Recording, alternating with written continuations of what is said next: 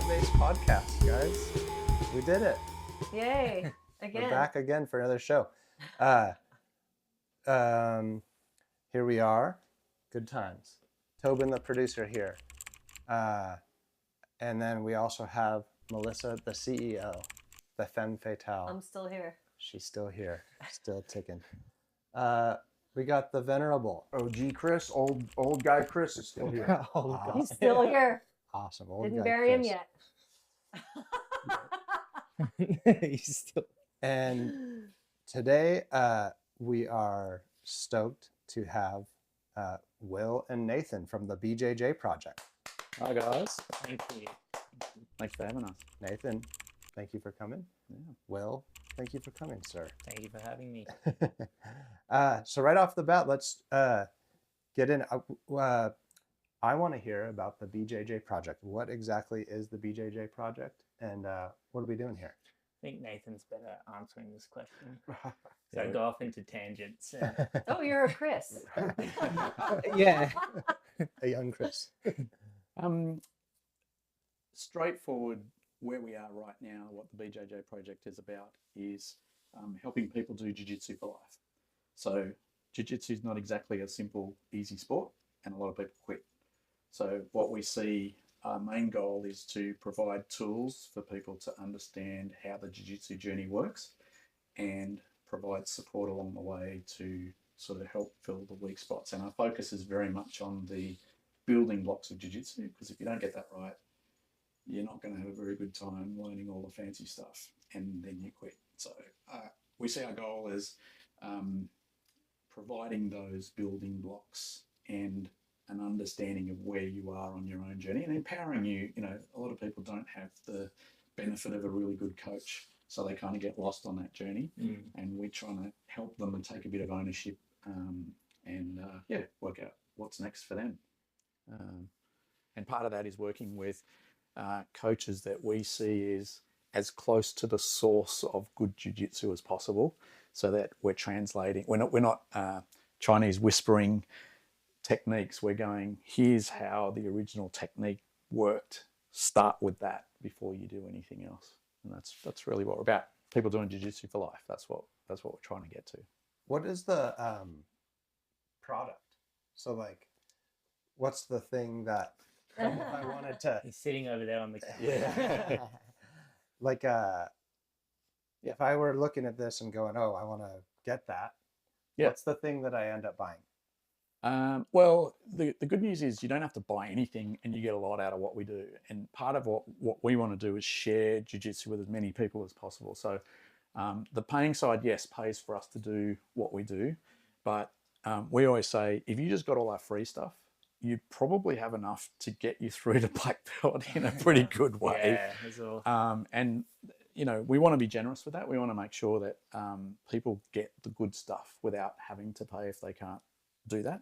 So what the product basically is, if I start with the free bit, we have this tool called the Jiu-Jitsu Journey Score, which is a series of questions that helps you just analyze where you are, self-analyzed. Here's where I am on my journey. Here's my weak spots. Okay, great. Now I know what I should probably work on first. And then here's a series of videos from great coaches who know how to communicate those foundations of jiu-jitsu really well, and not just show you the technique, but help you really understand so that you could get on the mat and replicate what you're seeing. And then we share those videos. So we have a free course called the Building Blocks Kickstarter, which if people combine the journey score and go, where are my weak spots? Take the Building Blocks Kickstarter, they're probably going to have a really good start to sort of patching up their game and working out what to do next. And then onto the paid stuff, we do have the Building Blocks of Jiu-Jitsu, which is an extended version of that free one. And we have a thing which we call the suitcase, which in theory is everything you need to pack in your suitcase for your jiu-jitsu journey, but nothing that you don't need. So there's no electric toothbrush and hairdryer. There's a you know, Swiss Army knife. a Swiss Army knife, a roll of gaffer tape, and WD-40. In and a essence, t-shirt. just like, correct me if I'm wrong, Nathan is past his young guy phase, whereas Will is in his young guy phase, and both of you guys realize there's a plethora of information out there, almost an overwhelming amount. Totally. Yeah. And the project is an attempt to kind of sort through and get the essentials rather than Yeah. going down let's Correct. do the leg vine movement Yeah. rabbit hole. Yeah. And I think that's part of it. Part of that being jiu-jitsu is, you know, there's unlimited paths and techniques and things to learn, and the rabbit hole of you know, YouTube or BJJ fanatics tutorial, you know, like there's just this end, and where do I start? And what we're trying to do is say, start with understanding your own journey and where you are and what should come next for you. And if you've got a good coach, that's probably going to happen via your coach. But in a lot of schools at the moment, there's so many people and you don't kind of get that personalized. Yeah, Yeah. that's sort why of, we came up with the journey school, actually, is because Nathan was like, I don't feel like my coach understands what problems I have in my jiu-jitsu. And I was like, well, as a coach, it's hard because you're teaching 30 people at one time and you're trying to do a curriculum and progress through. But if I could have something where I could look at how you feel about your jiu-jitsu in like a little glance, I could then talk to you and be like, okay, well, side control. Here's some things to work in side control. Here's some things to work for your escapes. And then the student feels like, oh, I'm being listened to. And I feel like, wow, I'm actually really helping this person.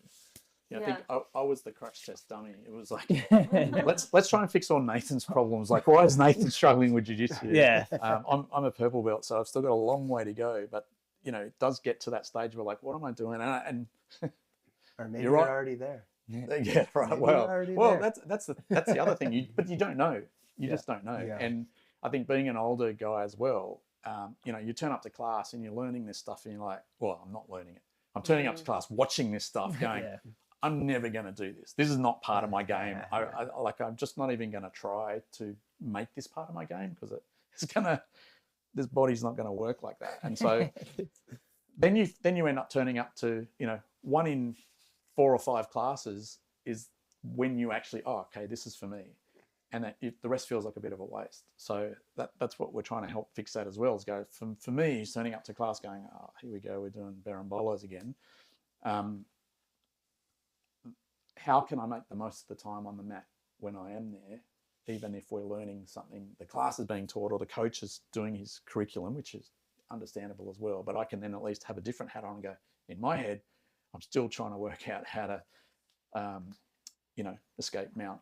Yeah. And so I start every roll. I go to the other person, can we start in mount? Because that's what I'm working on right now. Cool. Don't worry about the berimbolo for today. Nice. Yeah. I can really identify with that. I benefited a lot from doing private lessons. So Yeah. like I could never learn anything in a group class. I don't know if that was because of the ADD or what, but I was also super young, like 24 years old, Yeah. but female and maybe not quite as strong and big as some of the coaches that might have been suggesting things. So, I mean, I was fortunate to have a female coach as well. And that's kind of how I navigated the journey. But I think that what you're saying, it could be applicable to people of all ages. And you know, when they're filling out the questionnaire, is there anything like where you ask about like their size or if they have injuries or anything like that? Actually, we got that feedback a few times with people saying, and what we find is you don't really need that because you're actually self-evaluating. You've already got that in your mind. I'm a small person. I struggle with this and this and this. Yeah. So when the answers come out, it kind of caters for where you are already. And we were going to put some of those things in there, but in the end, we worked out that if you fill out the questionnaire and you go, right, this is where I think my weak spots are, and then you go to your coach and say, hey, coach, this is what I think, and this is where I'm at. And then the coach can look at that and go, okay, I can see those 3 things. And part of it, like you were saying, or maybe you're already there, Nathan, actually, you're better than that. Yeah, that's you're better than you something I think at that thing. Like, that's not really your whole. You know, you need confidence in that area, but you're actually pulling it off. Okay, you just need to maybe repeat. Let's get you more confident. Yeah. Because it's like, you know, we're talking about break falls before we started recording, and that's one, like the very first part of the journey score questionnaire is, do you feel comfortable falling on the ground? Because if you don't, the rest of the shit doesn't matter, because you're in class going, fuck, I'm going to fall over, I'm going to fall over, I'm going to fall over, and now I'm worried and you're all distracted, and that's all your whole focus is. Whereas if we can say, get the this is the building blocks. If you haven't got a break fall down, there's no point turning up to a takedown class because you're not going to be comfortable. You're not going to learn anything because you're too busy trying not to get your head banged on the ground. So let's teach you a break fall. Let's go and talk to your coach and say, hey, coach, break falls is still a bit of a coach to review it, because some students will rate themselves pretty highly, and tends to be blue belts will rate themselves higher than black belts and brown belts. But nonetheless, the data will give you an indication of how that student's feeling. So you're saying they should take it to their coach? Or? So we tell students send it to the coach, but some people just do it for fun because they're like, oh, I want to think about. But the common feedback we get is this is great to stop and actually think about my jiu-jitsu rather than just go to mat, spar, train, learn stuff, go. It's like almost. And that fits that the blue belts would over-evaluate. It's Dunning-Kruger. Yeah. Well, we get so much data. It's pretty cool, actually. Yeah. And there was a couple of surprises early. That was the first one we saw. We're like, blue belts are all scoring themselves high, and then purple belts are like down here, and you're like, all the blue belts are better than the purple belts. And I would have thought the purple belts would also be evaluated. Yeah. Well, that's when it dropped off, and then maybe that's because the older model, like back in the early days, and some older instructors will say, no, that's not true. Like the blue belt was pretty easy to get. Yeah. Just by showing up, you're going to get it. You cannot not learn enough to be a blue belt if you attend class. Keep going, And then the purple belt was the first belt that you really earned. Like now, that arm bar I learned when I was a blue belt, that mount escape I learned, I could do it. Yeah. And was more like what it was. But I think the blue belts now are much harder to get, and the good blue belts are like super skilled. Depends on where you're at. And have been for like the last 20 years about. Like every coach is different. Really, every coach is, but I noticed, so back in the very early days, if you hosted a seminar with one of the big names, and you owned a karate school or whatever, most likely you left wearing a blue belt. It was like thank you. Yeah. It was almost like if the analogy is chess, once you learned how every piece moved, now you're a blue belt. Yeah. Then purple, it's like, now let's learn how to play chess. Yeah, right. Yeah. Right. And that's changed. Maybe for better, I think. And we don't do that. No. We don't just give people a blue belt just because they show up. Made it much harder. Yeah, I can't remember the last time I ran into a blue belt who was a total like white belt type. Yeah, it person. rarely happens. It seems to have. I don't know. I ran into black belts. It seemed like they were. Well, that's a whole different. I mean, that was another. Just saying. That was another interesting thing happened that when we started selling, we were like, okay, most of this is going to be for white belts and blue belts. No. That's what we thought. It's not. Yeah, it seems like it could be other for way. everyone. Yeah. Absolutely, 20% of our customer base is black belts. Yeah, and we get a lot of amazing comments from them, and they're all talking about sharpening the sword. Right? They're like, these are the foundations, but all I need to do is understand how that coach moves their hips differently to the way that I've been doing it. And they can see that, right? Yeah. And so you see the white belt watches the video and goes, put hand here, put leg there. Yeah. I just want to make sure it's the right and left is the right way around. Then you got the blue belt going, oh, I see that he's pushing a little bit. And then everyone watches the same video with a different view and learns something totally different from it, including like we got, like, I think we've got a couple of 4th degree black belts that have bought our courses, and we get, they say, I'm here to learn, and that's, I pick things out from what you guys are doing. Yeah, usually the bad comments are from white or blue belts being like, this shit, wrestling wins, and then the black belt's like, amazing, dude. And you go like, not everyone's going to agree with you, but Dunning-Kruger effect. Well, and it's like Chris always says when we do promotions and stuff, that when you get your black belt, it's kind of like becoming a white belt. Yeah, absolutely. And then as you progress on, it's kind of like going through that journey through the belts again. Yeah. But it's so much experience as you go through your degrees. You know what you don't know. Yeah. I think one of the cool things about your project is I feel like martial arts specifically, it requires like so much of your soul to invest in mastery, right? Yeah. So it kind of feels like there's a very small group of people that have really achieved that mastery through like the number of hours and the experience that's required. And like when you have put that much into martial arts or dedicated yourself to it like that, it doesn't necessarily translate into you being able to like get the teachings like out there in mass. So it's this really cool blend where you guys have come up with a good system to help people get the information from people like the venerable OG Chris Haueter, and We'd call him the old goat, not the old Yeah. guy. Yeah. Well, That's the Your goat. yeah, the old Yeah. goat.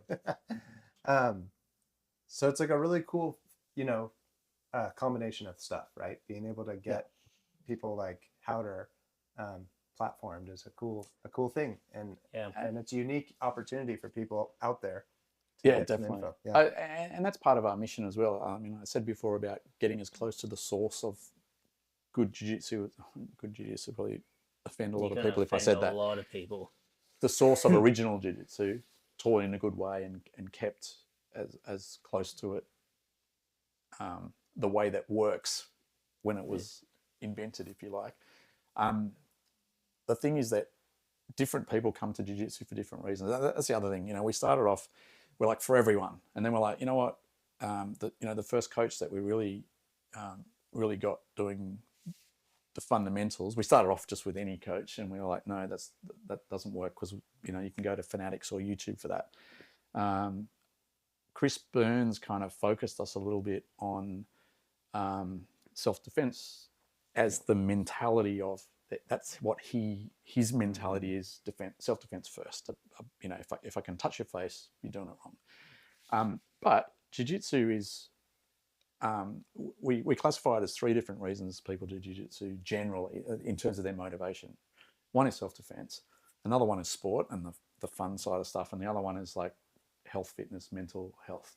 And I think depending on where you're coming from on that, the art is still in the middle, right? And seeking to be the best that you can be, which is what our GOAT is all about, is just how do I be better than I was yesterday? But depending on what your focus is, you're going to absorb everything in a slightly different way. And so we try and present things in a way that works for all 3 of those, even though, the sports guys look at some of the stuff that Chris Burns does and they get all offended going, why does Chris keep taking the piss out of sports jiu-jitsu? And it's like, he's not. He's just emphasizing that he's picked a lane and that's what he's doing, and that's okay.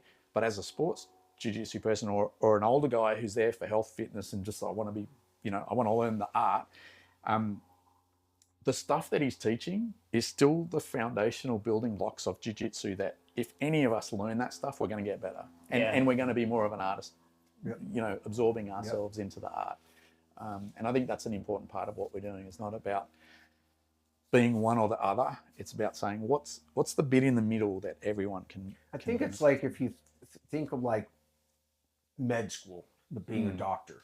100 years ago, there were the general practitioners everywhere who knew a little bit about surgery, a little bit about OBGYN, some GI, and then we specialized. And people like once they specialized, because they almost willfully ignore the other areas. It's rough. And I think that it is. If you have a problem, it's rough. Yeah. And in the jiu-jitsu world, because of a sport and people want to win, you have to specialize if you want to be on the podium. You can't just do the Tuesday and Wednesday self-defense part with rolling afterwards. Like, that's not going to get you on the podium. Like, I get why so many jiu-jitsu schools have gone that direction, right? And for me, like, I think there's nothing wrong with it. I think everybody should, at least for a phase, go down the sport rabbit hole. Because you really will fine-tune your jiu-jitsu art and learn things that when you go back to a street self-defense, it's actually much easier when you're already a talented sport jiu-jitsu guy. It's easier to learn the street stuff. Easier than going from I've only done self-defense for 10 years and now I want to enter a sport home. But That's a again, harder transition. Chris, we have to define sport. True. Because the way that you often say is that when we slap hands and we roll in the garage, that's sport. That It's is not sport, street. Yeah. It could not be street, yep. artsy. But if we're trying to tap each other out competitively, Yes. that's what he said. When he says think street, train sport, practice art, we train sport in the mat room when we're sparring. Yes. That's training sport. Yeah. It doesn't have to be an official Competition. sanctioned refereed role. Yeah. And It if- just has to be a competitive role. Yeah. Right. A And if- sporting role. And if we only practice like, oh, I could eye gouge you here, or I could punch you here, but I'm not going to. We're not doing it with realistic timing. Yes. So that's Yeah, why yeah. training sport helps us more With for the timing. our Yeah. for our street aspect. Yeah. And it's far easier to learn the hard thing to do, which is to relax. Yeah. It's hard enough in sport. It's very hard if you're always training, Yeah. expecting a punch in your face. The intensity level, If you're dialed up, you're like, Yeah. oh, goodness.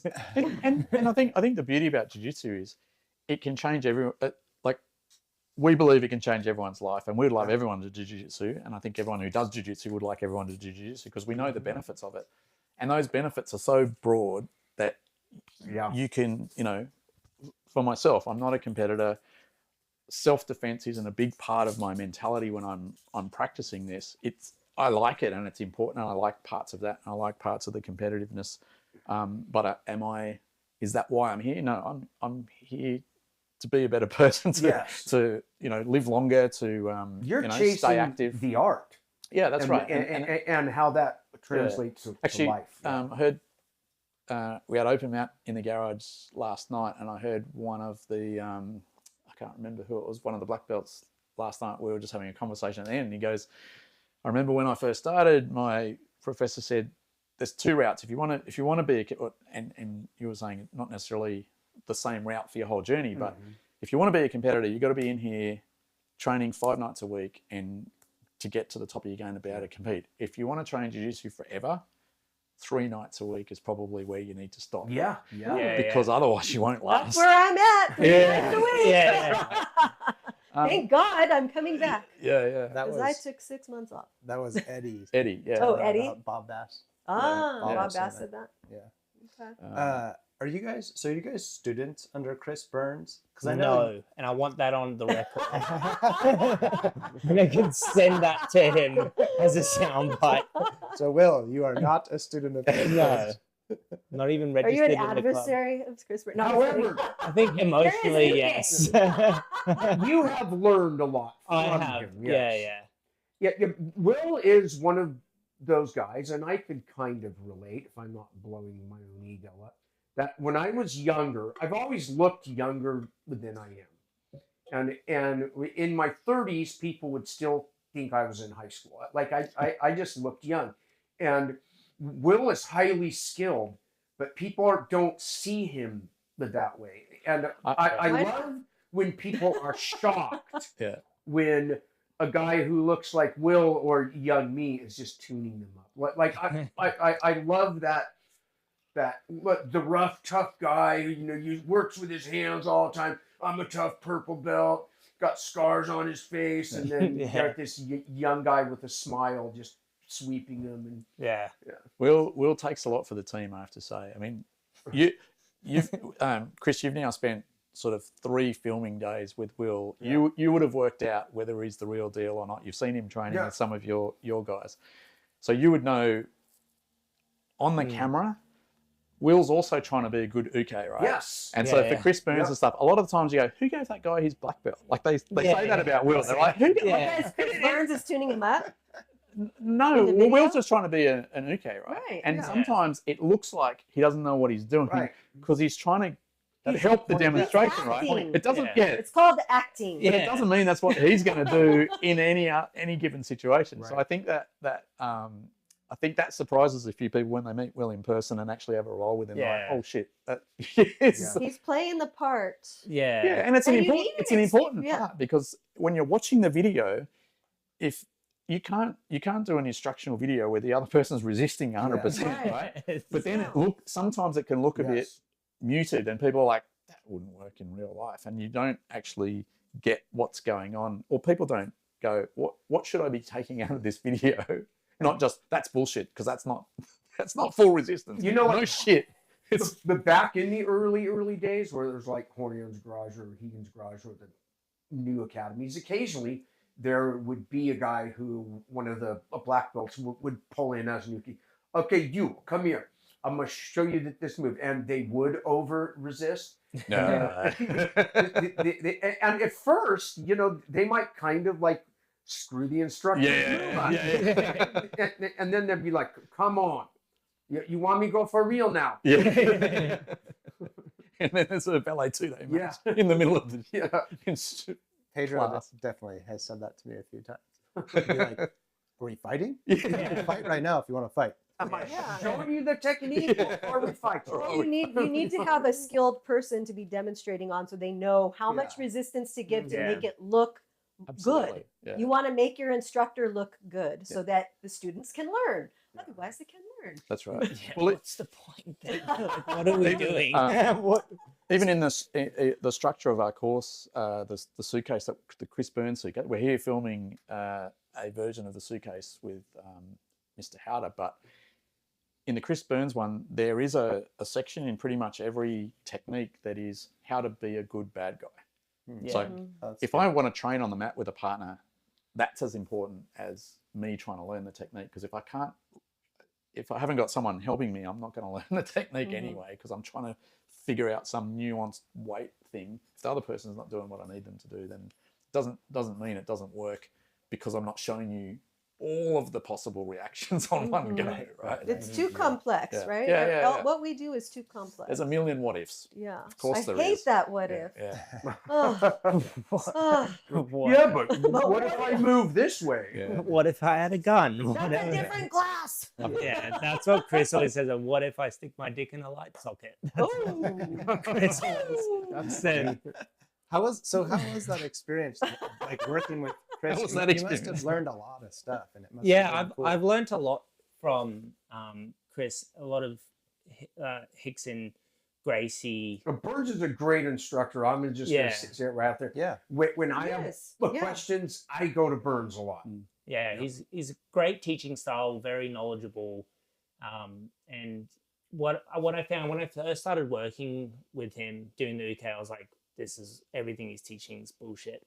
But then I would quietly go off and go and test it, like you do when you ever meet an idea that doesn't align with you. You always dismiss it and call it bullshit and go online and write hate speech. And I went and tested it, and I went, oh shit, this kind of works. Then I started teaching it to my students, and then I had students coming up like the end of the class being like, that was one of the best classes like you've taught, and thank you so much. I went, it's a thing. And that's what I started like being like, okay, I'm gonna learn as much as I can from this guy. And I still one of the things that I love about Hickson, especially now that I'm older, is Hickson has continually over the years worked to refine jiu-jitsu to do it the simplest, least athletic way. Whereas a lot of guys, it's like, what's the more intricate way I could do this? What's the more complex way I could? So in a lot of ways, it's not actually what Hickson's teaching now is not actually what it was 40 years ago. Yeah. Right? It's refined. It's even refined. It's more even more efficient. Yes, even more efficient and more refined than the young Hickson's jiu-jitsu. That's right. And I think that's one of the things Chris Burns has taken from Hickson. Certainly everything and Will has a different relationship with Chris Burns than I do. I'm usually behind the camera. He's in front of it. That whole refining bit, you know, Chris does talk about times when he's gone back to Hickson and said, I need to work this thing out, and then they problem solve it. And one of the things that Chris Burns does really well is problem solving, because Will sort of, you know, his background in jiu-jitsu was competition jiu-jitsu focused, and there'll be techniques that Chris will roll his eyes going, K-guard, do we have to talk about K-guard? And then what they'd end up doing, once the joking was aside, they'd get on the mat, Will would show, like take the K-guard to the extreme level, under full pressure, not ukeing, and then Chris would be like, shit, all right, that's a gap for me. Yeah. I don't Yeah, know he needs what to- you just did or how it actually worked. And then they'd do it probably 10 times in a row, and Chris would keep feeling something, he'd move and change, and by the end the K-guard shut down to the Yes. point where, not necessarily shut down, but he now understands how that Yeah. thing works. And he's saying, I need to continually be learning all the new shit, even though I don't like it. Yeah. I Right. do need to understand it so that I can, when I am talking to people and they come up and go, oh, that's bullshit, I'd just do K-guard on you then. He goes, well, okay, let's go. Yeah. We can. And I think like for me, like that's why with my rule of threes, I like no matter what complex or new move it is, I want to know what their hands, head, and hips are. Yeah. Yeah. And that's how I'm going to find out how my hands, head, and hips Yeah. should respond. Yeah, right. And that makes it easier than going, okay, I got to learn these 10 steps because somewhere during the 8th step, I'm going to, I hate those 10 steps.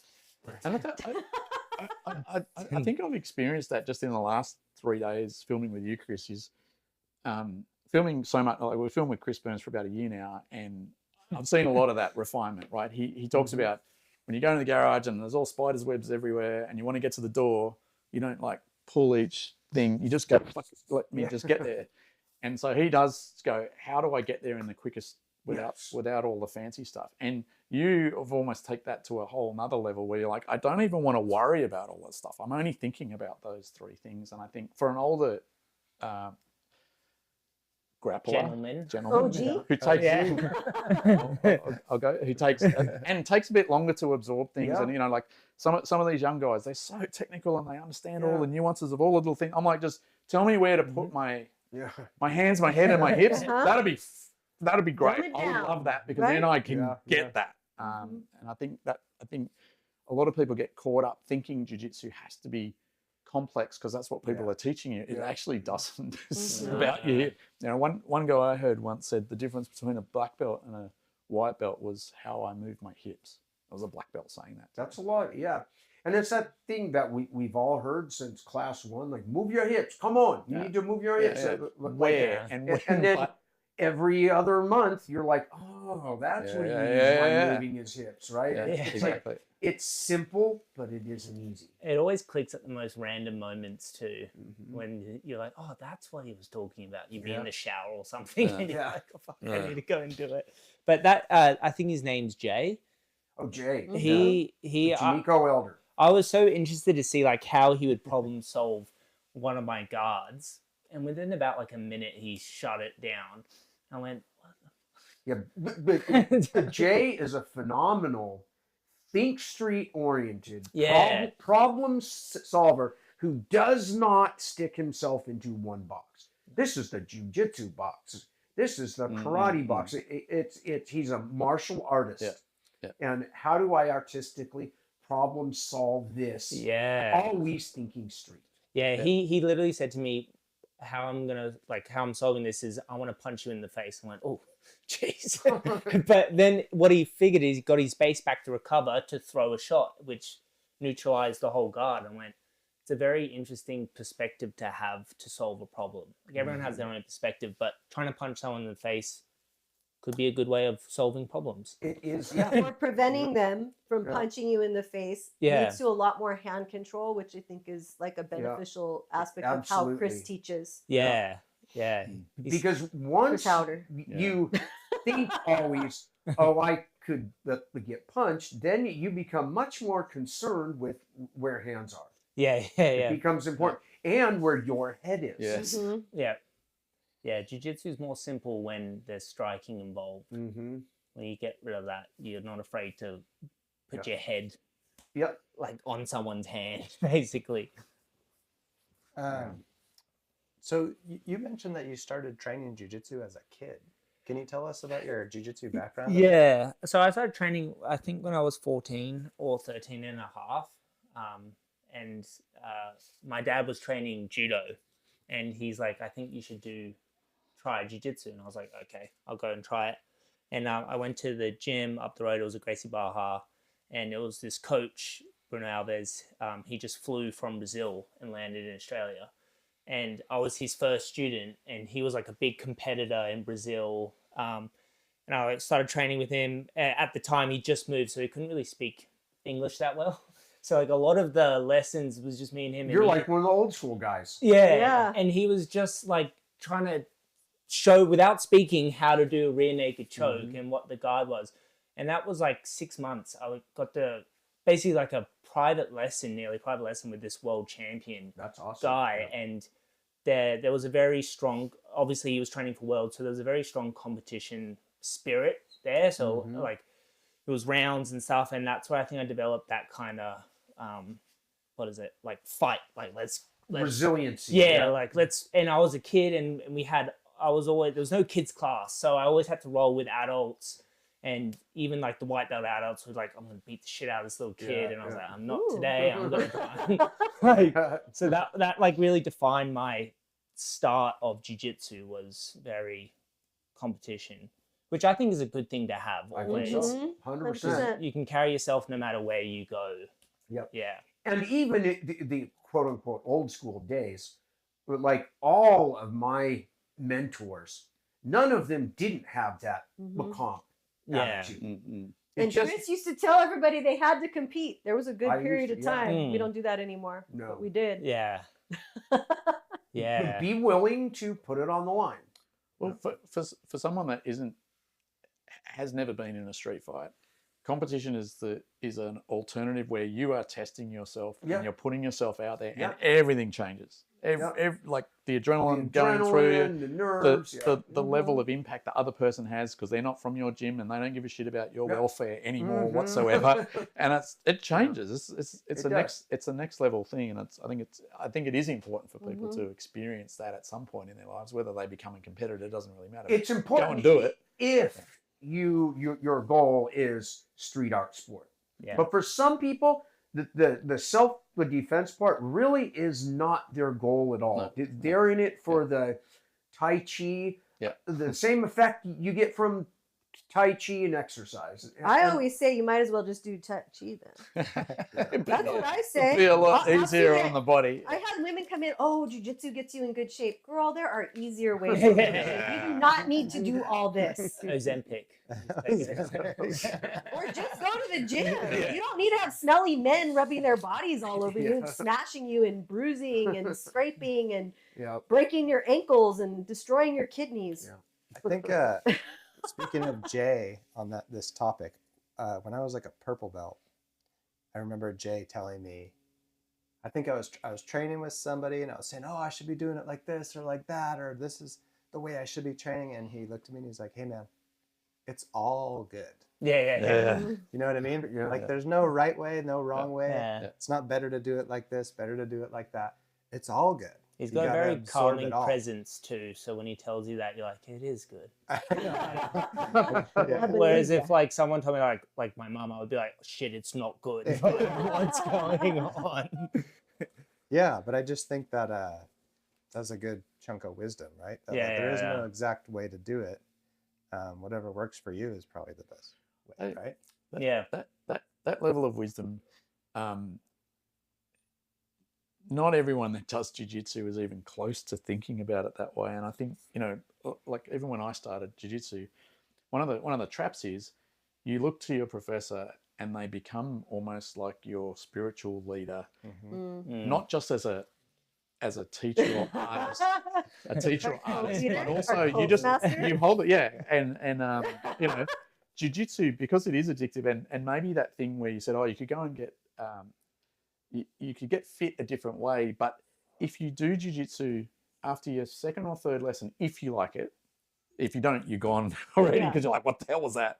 But if you do like it, you're kind of hooked. You're like, what is that thing? And and that's dangerous too, because you don't, like what you just said, it's all good. A lot of coaches aren't good coaches. Like they might be good at jiu-jitsu.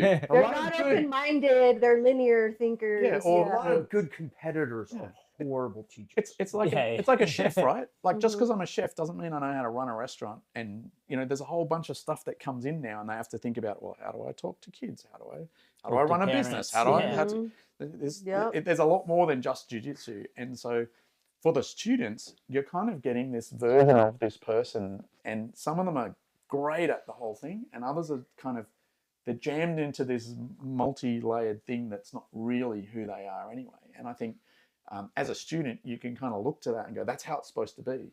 But that person's teaching you their version of jiu-jitsu for their body type, for their strengths versus trying to give you sort of everything. And I think we miss the opportunity to, it's actually all good.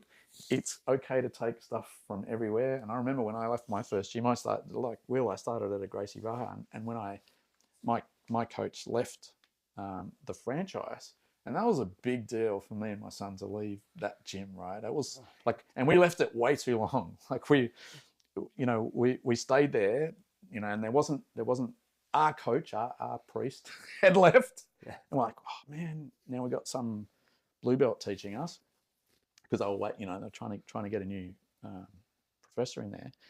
And we stuck around for a long time just out of blind loyalty to the gym and our friends that were there. And we weren't learning anything. We were like going backwards, and it was a struggle. So then when we finally took that step, which I don't know was the right call either, following the priest who maybe I should have gone somewhere else and learned from someone else and tried to work it out. And I think, the level that you're talking at, when I just hear that, the average person that probably looks at what we do isn't anywhere near that understanding of what the jiu-jitsu world has to offer you.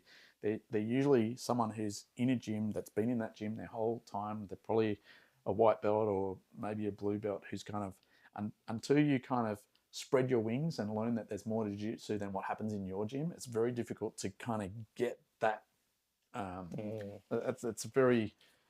It's a level of understanding. And Will and I used to have these conversations at the beginning. Will had his black belt hat on.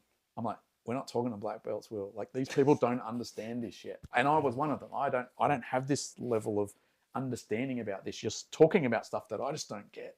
Yeah. That's not what people want to hear. They just want to hear, how do I stay here? How do I stay safe? How do I learn these basic things so that I can get to that level is what we want. We want you to be able to get there. We might not be able to teach you that bit ourselves, but that's your journey. Yeah. Would you guys ever like realize or think like how life works in a weird way, that often, in spite of my will, something will intervene to nudge me in this other way, where like I went to the El Camino College wrestling room to join the wrestling team and happened to learn and try to beat an Aikido guy's mount, which led me to Horion's number. Like, I didn't go, I'm going to try this with jiu-jitsu thing. It wasn't even there. It's called like synchronicity. Yes. And I might had that event not happen, I could have easily been one of the guys that the first 5 or 6 years looked at jiu-jitsu and went, that doesn't work. That's what I would see. I'd go, no one puts people in between their legs. That's weird. That's gay. And it would just be one of those things, right? And life just works that way all the time. Just a little random thing totally alters the course of your life. And I think that's growing up, isn't it, Chris? Like you that stuff happens, and then you realize, maybe I should have done that myself. Maybe I should have gone and seen what else is out there. Yeah. But it takes a while for you to Yeah. Or even think that you have permission to do that. Like, some people just like, I don't even know that I was allowed to do that. Yeah. Some people are really good at sales too, and like drawing, convincing you that this is what you have to do. Drink this Kool-Aid. It's the only Kool-Aid that's available. Well, and sometimes, sorry, I'm where is the Kool-Aid? I'm laughing because Will, when we first met Chris Burns, oh jeez, Will said to me in the car after like our second session with him, he's like, Nathan, you're really drinking the Kool-Aid. Okay, because he was like, this is all bullshit. This is like no, that's because Chris was like, your whole jiu-jitsu game is bullshit. You're a K-guard. You're a lapel. And I was like, dude, let's roll. And let's see how it goes now. And then, of course, you see, I want to jump in and defend Burns in the fact that I know what he is teaching really is better jiu-jitsu. It is. But there came a time when he started liking the taste of the Kool-Aid, is all my point was. Yeah. And it's not Kool-Aid. It's just there is something here, there is something there. But he's not the only one who can teach good jiu-jitsu. No. And there's a lot of different versions of really good That's right. high-level jiu-jitsu that work in different Yes. ways. And he has a self-defense focus, and it might not be the best to get you on the podium at No, the that's right, Worlds. yeah. I think my only point for that was you mentioned some people are really good at sales and bringing you in. Right. Chris Burns is very focused on his lane, right? Yeah. And it comes across sometimes as he's selling that above everything else. And he's not necessarily saying that. He's saying, this is what I do. You can do whatever you want. I'm going to give everything I got to you if you're interested in learning it. Yes. Yeah. But if we think it's Kool-Aid, we kind of have this rejection of it from the start, and we don't need to. We should sip all the Kool-Aid, Yeah. and then you might find some stuff that actually, that's not actually Kool-Aid. There's something behind this. Oh, I was just saying because like I was I'm not antagonized at the start. Yeah. It's harder. He antagonizes people. Well, yeah, he's just kind of joking, but I was like, He's spent kind of joking. 10 He's years the kinda learning 25-year-old black belt walking in also has zero ego as well. So there was never any. pretty It was all just a humble guy. beautiful. It was all just a beautiful like. Let me just say about Chris Burns, I don't think he's trying to sell Kool-Aid. I think he is convicted Absolutely. in his Yeah, beliefs. absolutely. And He is very convicted. But don't put down the way that I do things if it works for me. That's all. Right? That's kind of offensive. Yeah. If this is how I want to do it, it can be offensive. Chris and I are friends. Good. So Yeah, Chris and if I you are look- friends. We're all friends with Chris. We're workplace proximity associates.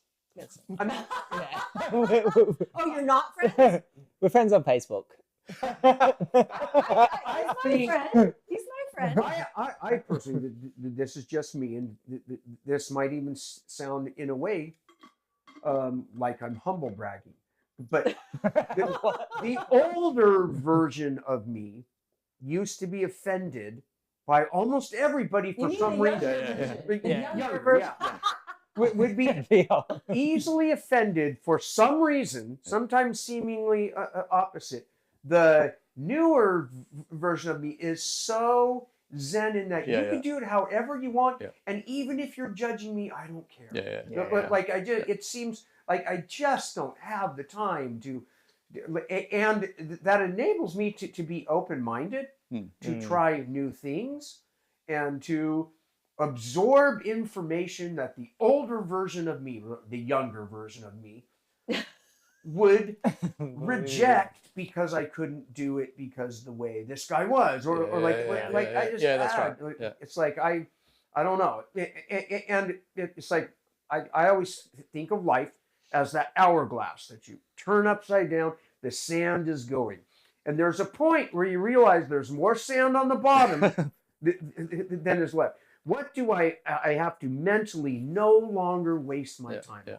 Okay. And it's things that, but like if I reverse that, I realize how much time, like this is just me, that I spent on being pissed off at people that won't roll. But like just that offended me. Fucking roll. But like now it's like, really, you don't want to roll? Fine. You're lost. But here's the thing. So I feel like I'm pretty open-minded to learning from anybody. Like I'll learn to move from a blue belt. I don't care. From whomever. I'm open-minded learning. But if I'm in the middle of a competitive role with somebody, and then somebody who's watching over here is telling me I'm doing everything wrong, it's a little offensive. Yeah. That's a little offensive. Especially if I just like did something good or whatever. Yeah. You know what I mean? That's wrong. Yeah, I think it's offensive. But you know what? I'm not going to waste a lot of energy on it. I'm just going to be like, hey, it's kind of offensive. Melissa nearly Let choked me me have fun. Because I'm here to have fun, the bottom line. Yeah. I'm not here to like save my life. You gotta look at them and just go, if you crank on it hard enough, it'll work. Yeah, that's the response. Yeah, correct. And it's also like one of those things, like we all pretty much know the most efficient way to arm walk in the room now. And you could teach that to a white belt for like 12 hours where they could repeat that way. Yeah. And then you could take a really good athletic black belt who has a sloppy arm bar. And the sloppy arm bar guy is still going to catch more arms than the white belt who does it perfectly. Yeah. And sometimes we confuse technique with talent. And they're very different things.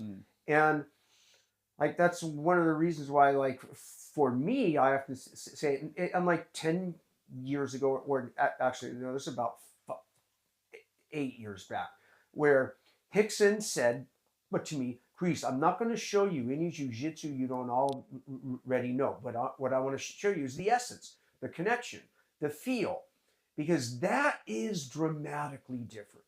Yeah. Like so different and so heightened that it doesn't matter if it's the same 4 steps of an armbar, or if his 4 steps are slightly different than this guy's. It is a different jiu-jitsu feel, but far and beyond. Now, that's not to say that a really, really good sport jits guy, that I don't occasionally feel that same thing with them when they're showing me their a great move.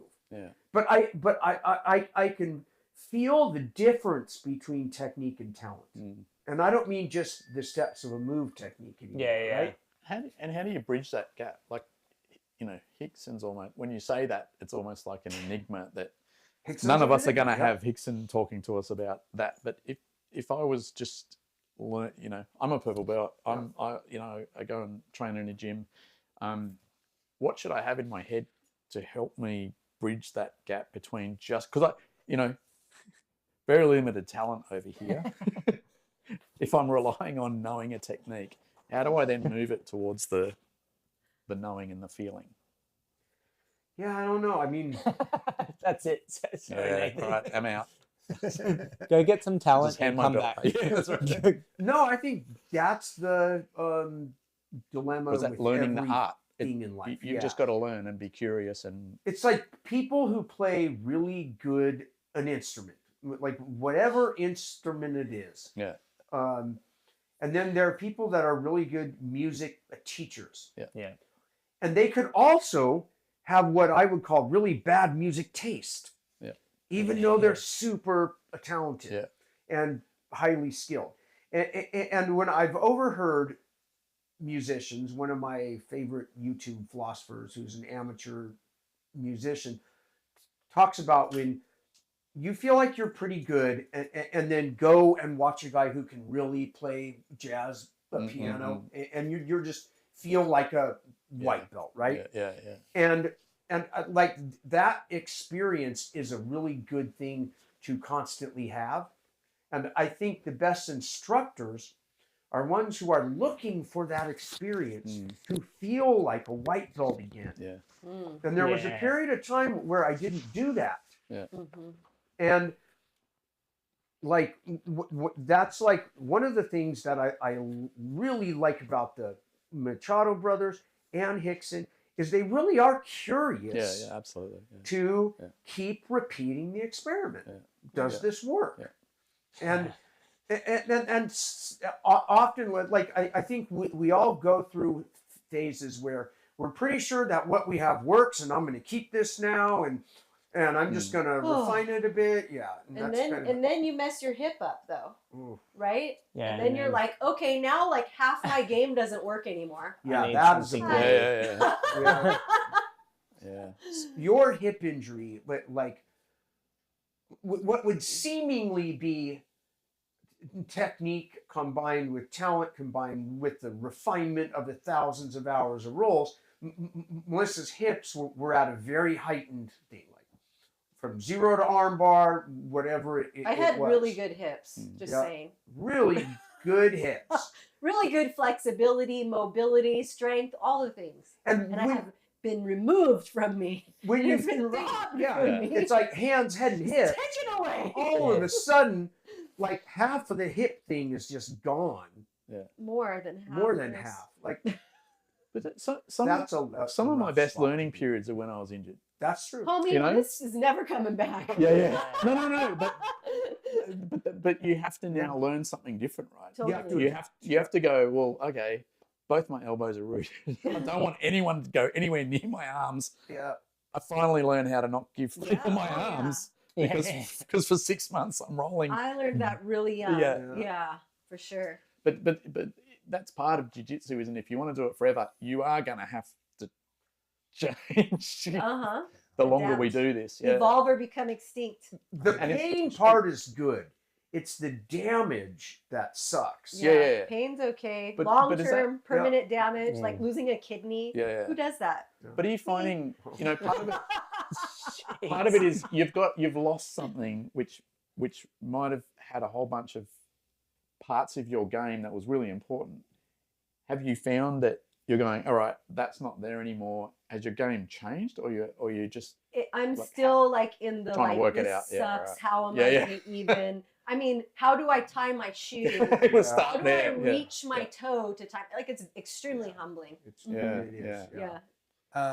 So you guys are here now, and we're filming. Moving on. We're filming a suitcase with Chris. Yeah. A Yeah. version of a suitcase? We're trying. Well, No, you're doing it. the way we look at this is, what would Chris pack in the suitcase? Yeah. So Yeah. for us, the suitcase is a metaphor for the journey and what belongs on the journey from. They have to help unpack this case where I've crammed a bunch of shit in there and keep wanting to stuff another product in there, and they're trying to help me organize to pack a neater suitcase. Yeah, I think, Chris, you're underestimating how focused you are on the fundamentals. I think that's been coming across really good. Mm. It's just, it's what we see as our job is capturing what's in that guy's head and being, and helping communicate that with people like you and me who can watch the video and actually get something out of it. Because it is a bit difficult to also, when you got people at that level, they do things automatically that you just can't see it happen. Yeah. And part of Uke Will's job is to go, what just happened? Like, what was that? And so I think it results in sometimes people going, does he even do jiu-jitsu? But what he's trying to do is he's trying to get the coach to then explain a bit deeper what they just did. So he's like, I know, like yesterday we were talking and he's like, I felt you dig your toes into the mat. Now that's not something that you could see watching the video, but then they had a quick conversation about that, and you do then get that out of Chris's head. So we're trying to do that because this. I was up last night thinking about what I forgot to do I tomorrow. That Well, I know you do today. it today. Yeah. It's like I was Plenty going, of time. God, I can't believe I And we were too. We were like, okay, how do we work with this guy and get that stuff out? Yeah, because I went through all the takedown videos and I went, watching it, I went, there is so much more happening that he's doing, but he's not saying. He's not specifically pointing out the details, even though, like he a lot of times does that to a certain degree, right? But it's getting him to go even deeper because it's like you have to replace what you would be feeling if it was live and translate that onto the camera. Yeah, that's right. And convince him that it is possible. One thing it is possible. You can do this. Yeah, and it's I was just going to say, one thing I feel like Chris always does that's really hard to explain is every single takedown he did on me yesterday, there's always adding weight to one of the foots. Loading. Yeah, he's always loading me up. And for me, I think that's 80% of the technique. Yeah. And the rest of it is the nice throw. To give you an example of how hard that is. So yesterday we posted a reel on Instagram and we picked, so Chris did a thing with Will where he put a sandbag on him to explain that if your nose is before your toes, you're broken when you're carrying the weight. You no longer own the middle. When you bring your hips back, like you're solid again. And there was a great video with Chris with a sandbag, semi-sparring with Will. Oh my goodness. Breaking his posture. And Will's like, my base is not great. And Chris is like, well, I'm actually using the weight as well to my advantage, not as a handicap. Yeah. And the first response on Instagram was, that's bullshit. Oh, we love you. Yeah, I know. But the good thing was, the second response was, could you please explain to me why that was bullshit? Like someone else who actually... And I think that's part of it. I mean, it's very hard to show something like that and to have someone viewing it on a screen understand what is actually going on here. It is hard. And it's one of our challenges to interpret that. What's that thing I say all the time? And I encourage you to learn visually. Yeah. But jiu-jitsu is an art. It's a communication of feel. Yeah. And it's kind of like it's very hard for me to verbally Yeah. describe an oil painting. Yeah. I can, Yeah. and AI will render it, and I might go, wow, that's exactly what I was thinking about. Yeah.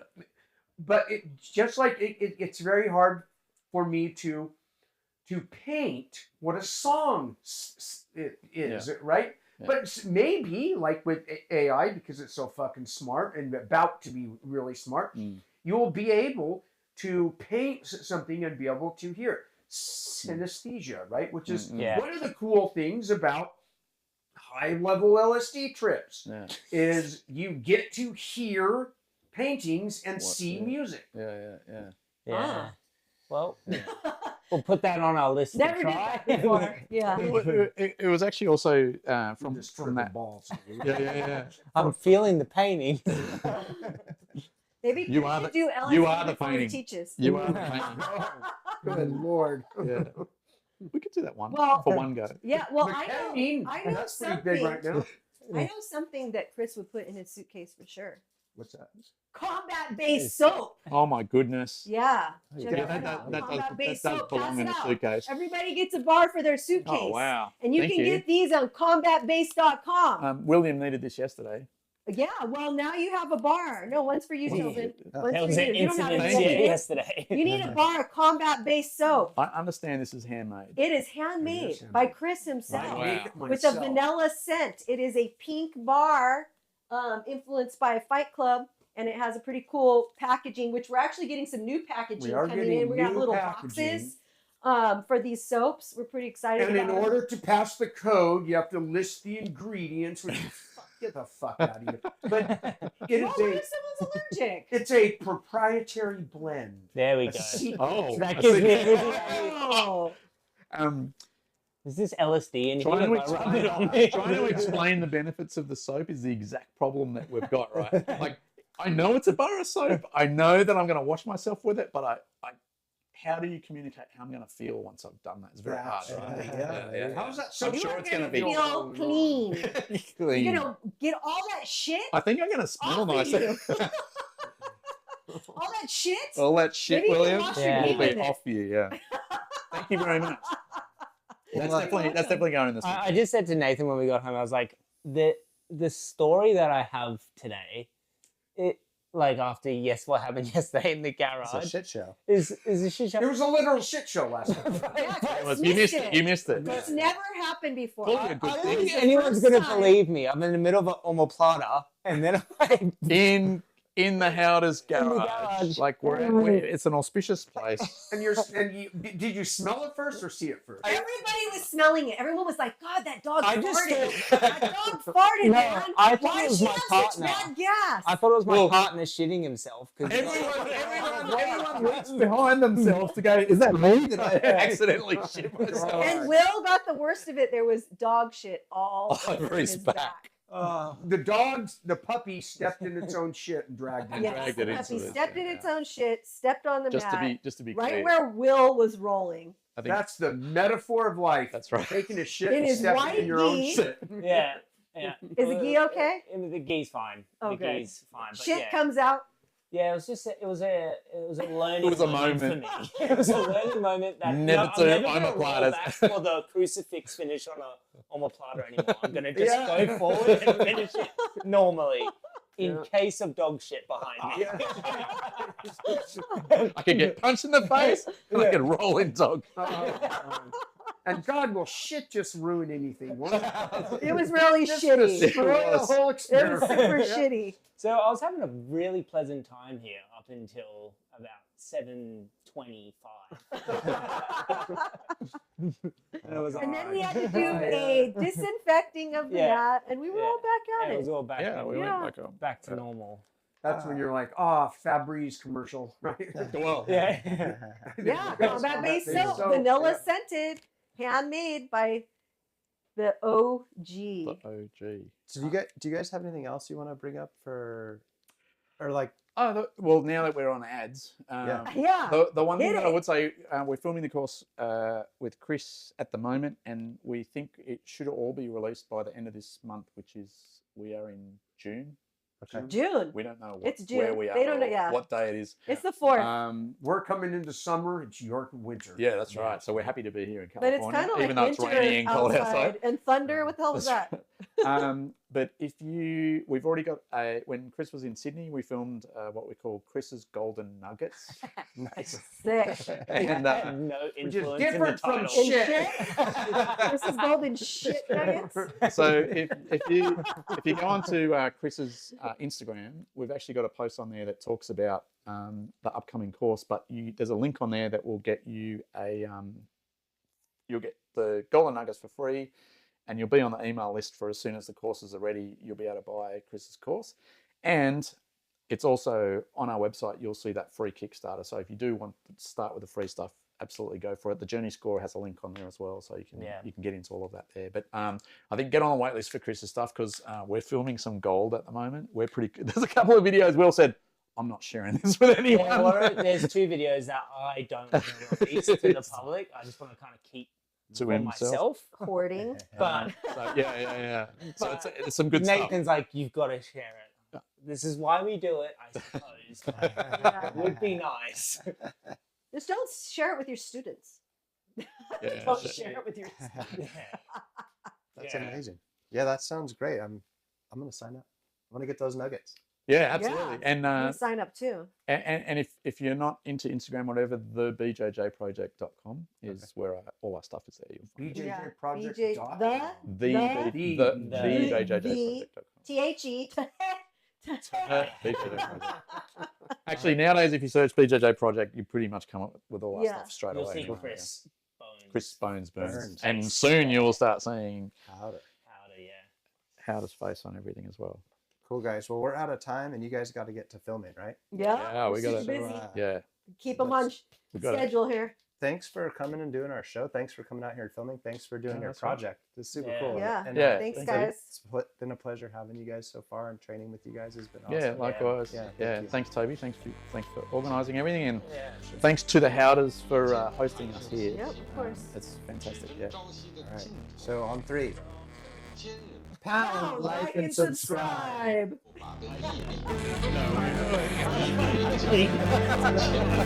Yeah, That was great. Yeah. Thanks, guys. Thank you. Yeah, thanks, Chris. thank you very much. Well, we all have targets on our